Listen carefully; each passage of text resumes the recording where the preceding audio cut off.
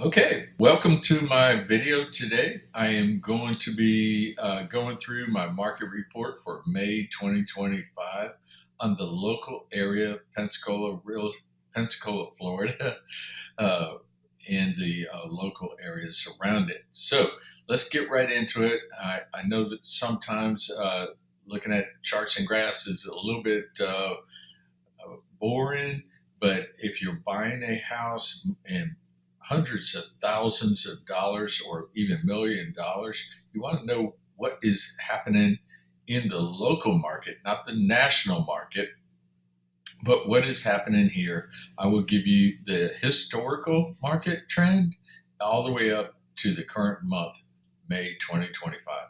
And for those that wait to the end, there's a special offer for a current report on June 2025, which is not over. It's a little bit over half over.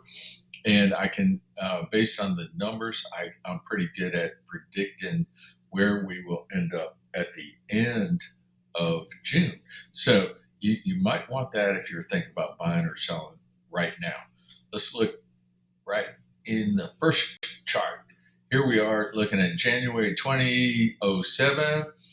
This is as the market is beginning to crash. And you can see the supply. That's the dark line.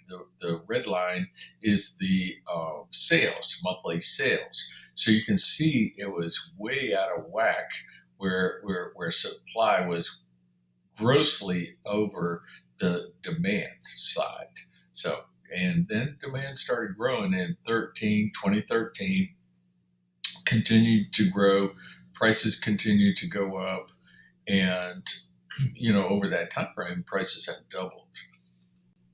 All right, 2007 again. This is looking at the median sale price trend. You can see right here, we were down below 200 for most of that time frame, 2007 to all the way over to the 20s, almost 2020. Okay, and that's when prices started going really up pretty good. I mean, we're like double over where we were in 2007. But prices were going up from 13, 14, 15, 16, 17, 18 consistently. So real estate over time in a good market will go up, but you have to know based on the market that you're in, you may be over, like many people were buying in 06, 07. They were still thinking they were going to make money, or they were still trying to sell their house at the previous value, which nobody was buying for at that time frame. Days on the market. You can see here's a lead-in indicator. If the market's starting to get ready to go down, look at the days on the market. If the days on the market are going up, then you're probably going to see prices come down slightly. In this case, 2022, you're seeing days on the market go back up. I'm gonna share my special June report with those that stayed to the end. You will want to see the lead indicator, which will be days on the market for June. Also here, we can see, during that time frame, 21, 22, 23, what was the supply? What was the demand? You can see where there's more sales than the supply at one point, and there were a lot of additional properties coming in during that month, and you'll kind of see at the end as we go through these charts and graphs. But we hit a 1,111, and then we started going down. But 900 sales, whether it's 900 or 800, that's pretty good for the Pensacola area. Here's the rocket days on the market. This is when the sales price, which I'm showing you right here, started to flatten out. Okay, as days on the market went up, prices flattened out. They didn't come down and crash, because still at 82 days, that's not a bad average days on the market. is kind of like a neutral. It's, still almost a seller's market, although prices right now came down. But again, you may be surprised when you look at what's happening in June. All right, here you go. We have the supply and the demand. The both look like they may come back together, not like they were in 2021, 22, where they were almost side by side, supply and demand. But it does look like we're coming back to a pretty good market. All right, prices, median sale price, average sale price. Good to know that they're pretty steady, but you can see going back in January 2020, the median sale price was only $211,900. So from January 2020 to 11, let's just say 212, it is 320,000 in that short window. So prices still very high compared to where they were back in 2020.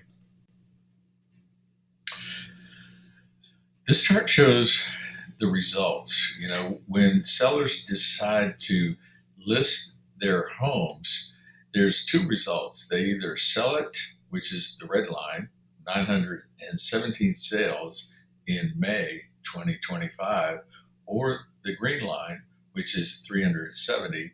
I believe that was my prediction for May, and we actually were short a little bit. I think it was 364 to be exact. So you look at those two numbers and you see, okay, so that was the result. That's almost 4 out of 10 either sold or did not sell. So the other 6 are still up there trying to get their house sold.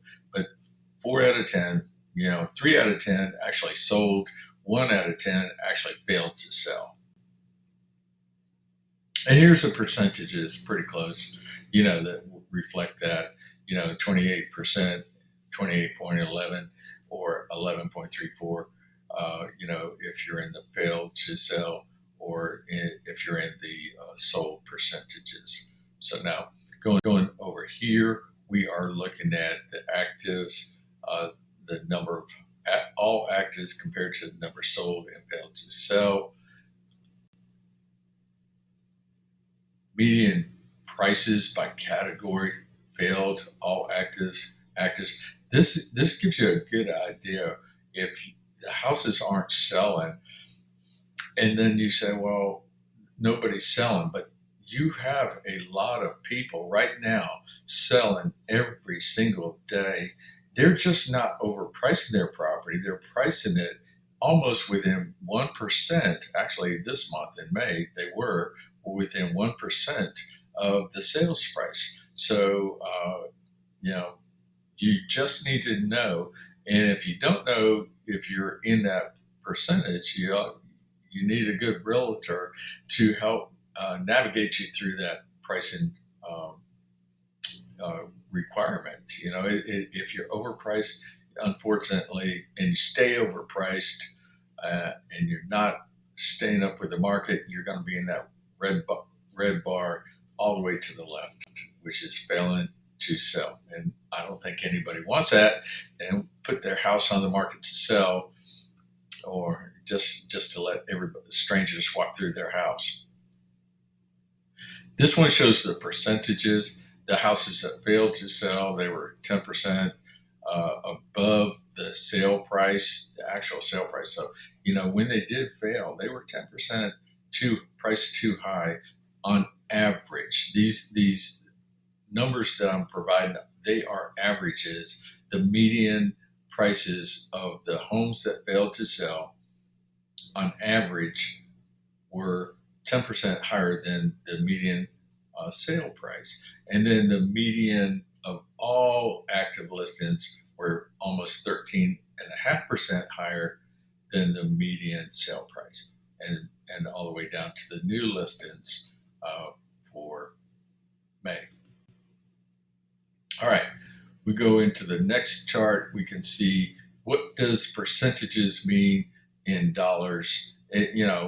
On the median sale price, it looks like the median sale price for failed homes was $36,950, and almost $50,000 for all listings.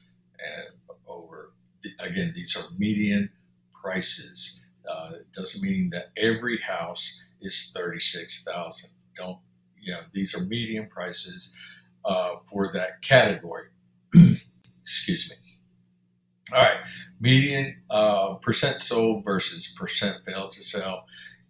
When you look at the numbers, the percent sold, is out of the if you add the two together, the failed to sell 364 and the solds 917, you come up with a total number, and out of that, we have almost 71% selling and 28% failing to sell. So the end result for those that either sold or did sell is a 70% to 30%.